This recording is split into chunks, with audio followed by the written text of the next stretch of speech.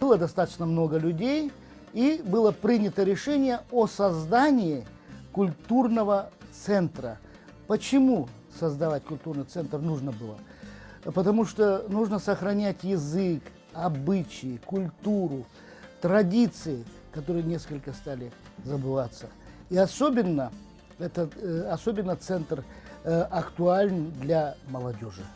Почему? Потому что молодежь сегодня все-таки она хочет знать язык, но он не преподается в Казахстане.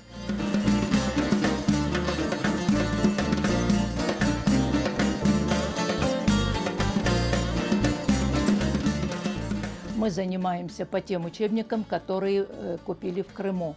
Поэтому сказать, что мы совсем просто собираемся разговаривать, нет.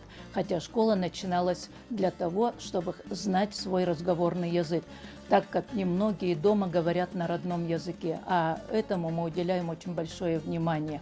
Мен келіп мында пек істейдім, эпсілерінен танышма. Өзім милетім, өзім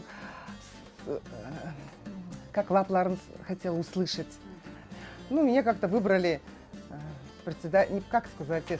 руководителем культмассового сектора. Я сегодня пришла впервые, как говорится. Ну вот все уже, теперь буду ходить, всегда буду приходить, буду участвовать активно.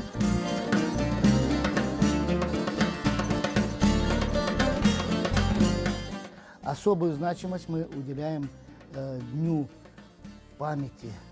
Это Дню памяти депортации. Выступают там наши обычно совет старейшин, читается Коран.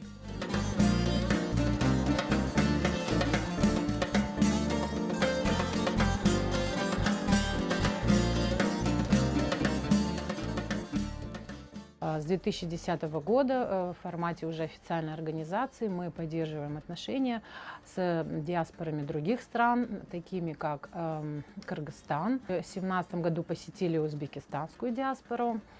В 2015 году мы посетили Всемирный конгресс крымских татар в Анкаре. По нашей такой вот переписи примерно около 600 человек, проживают на территории Алматы и области. Вот. Но на мероприятия такие на масштабные порядка 130 человек приходят, это в среднем.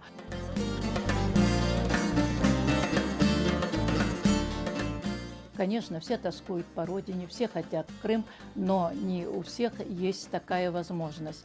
У нас или нам часто задают вопросы, а почему вы не переезжаете в Крым? Будучи в Крыму, я это слышала часто. А не переезжаем, потому что у многих семьи смешанные, и в этом возрасте уже оставлять детей или родственников оказывается намного тяжелее.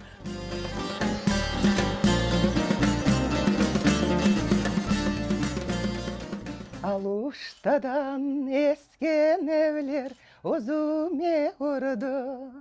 Балалықтан кечкен ерге көз яшым тұшты.